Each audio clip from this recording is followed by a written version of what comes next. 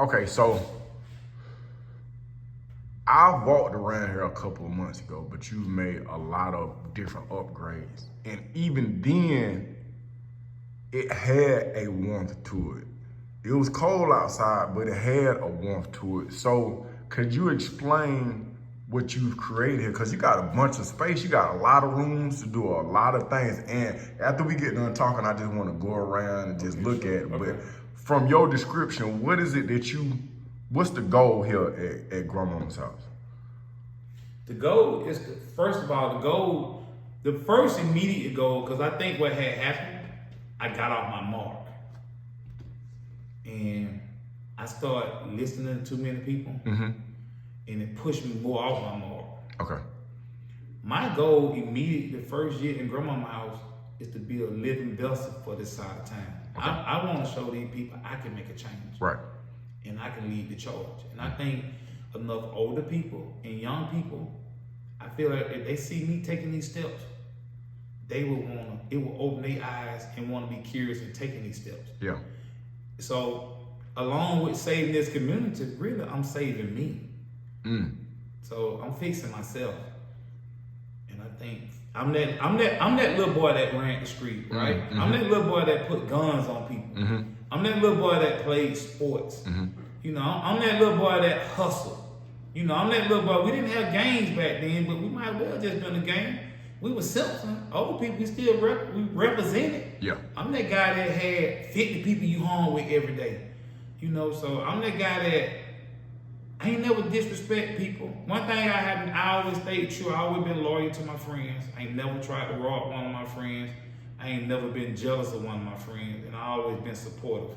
Because I always had that attitude that I can get it. I can figure it out and get it. So I want to fix me.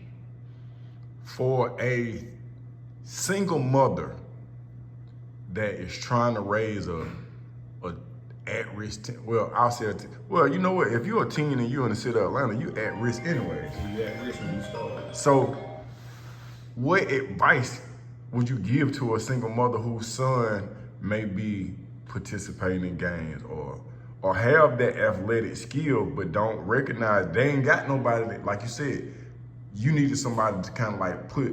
So advice what I would give them why I see the game change, because I coach. That's a good question. I coach.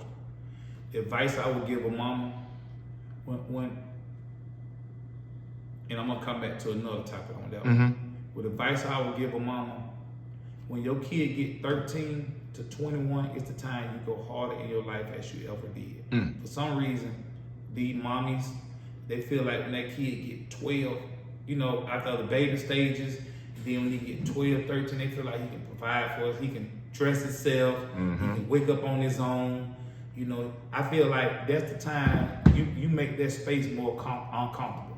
I feel like that's the time as a parent you have to put your life on hold and dedicate your life to your kid, your son's future, because this world gonna suck him up, and then you will learn his friends, right? You would know what he's doing. You know, you will understand him better, and he just won't be. Because now these days, your kid is just you just a job. He just a paycheck, because your life and your job is occupying all your time, and you let society raise them. I would say I would put more time in with them. I would make it my conscious. I would eliminate these clubs. You know, I would eliminate chasing a dude. You know, because that look, if a dude can't respect what you're doing, and I would just lock down on his school, his activities, his friends, and I would stop trying to be his friends, and I would start to set his path up to be successful in life. So what I can tell you I did when I got out of prison, so I did learn a lot in prison. I learned a lot in prison because I got a chance to figure out not only hatred. The next phase I learned was where my life went wrong at. You know, I had a chance to understand who I was. So my son got a son named Aaron. So when I got out of prison, everything I thought in life I missed, I did miss. That it wasn't for me. Like my purpose in my life wasn't for me. When I got out of prison, I started training because I was already coaching. I started training. Had a lot of kids I trained. My son Aaron, All-American. He got every award, every honor, everything in life that sports can bring. Okay. He graduated early and out of APS. Some we pushed to get APS, especially out of Carver. He was the first kid out of Carver to graduate early. We pushed for that. He went to Nebraska. Avery was a 4-year starter in college. So everything, and then along the way, I was able to enjoy it with my nephews. So I trained them up. My nephew Nicario, my nephew Josh, plus a plethora of other kids. So, but the difference they had that I didn't have, they had a daddy in their life. I was right there every step of the way with them. Like I was like kill fly. Yeah. I killed flies out them, and the people knew that. Like I didn't allow people, the wrong people, to come around me. Okay. You know, I was their protection shield, and I protected them all the way through, even all the way through their grownhood. So I feel like I know how having a male involved in a kid's life can be. My nephew Nicario went to college, and he was defensive player of the year in college at Jacksonville State. He transferred to Illinois, and my baby nephew at Arkansas State. So I got. So you producing results, like you result oriented. Yeah, I got 3. I got 2 black males who graduated college before 21. At 21. So what's the name of your team? Now I was training. I had to start training. Okay, you was training. I was training. Oh, so do you still do individual training, or what's the deal with that? It depends if I'm in the mood. Yeah. Certain kids. If I get a kid I really like, because I'm really good at it. Yeah. That's my strength. Yeah.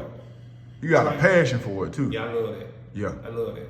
That's what I love. But I'm starting to. I feel like this is my purpose. Grandma's house. Because now I feel like I can impact.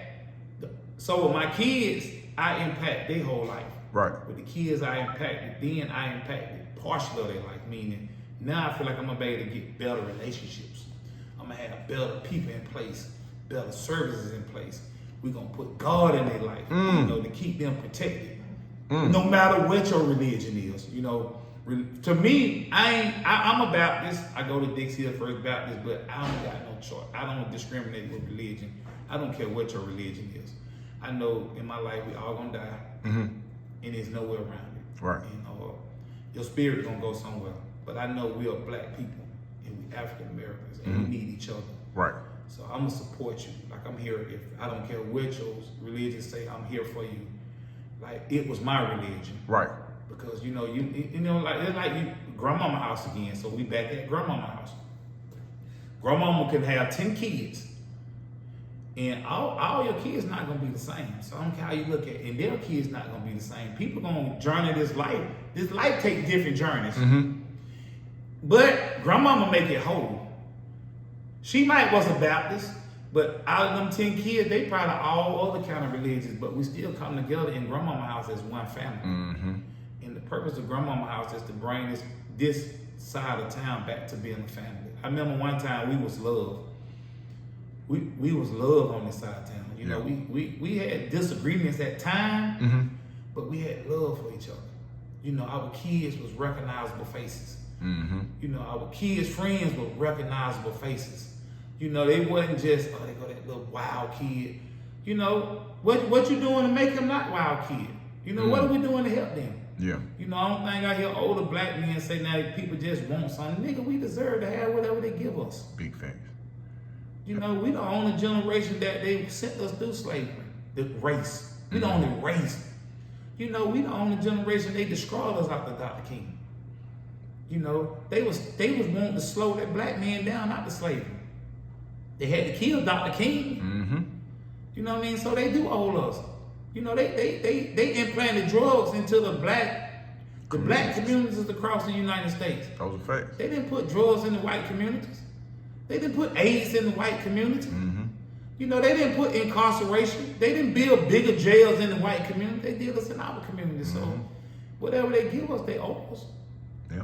That's my path. But black men, we got to be more impactful. So Grandmama House is an initiative to bring people. I want people that grew up here to feel safer to come back here. So to have a safer place to come back to want to help the community. Because even with these recreation centers, they're not open door no more. Right. You know, you almost got to sign 10 forms to get in the recreation center these days.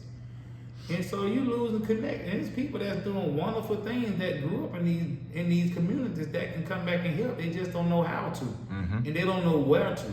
So we want to be that door for them to be. We want to be the how and the well. We want to be the how and the well.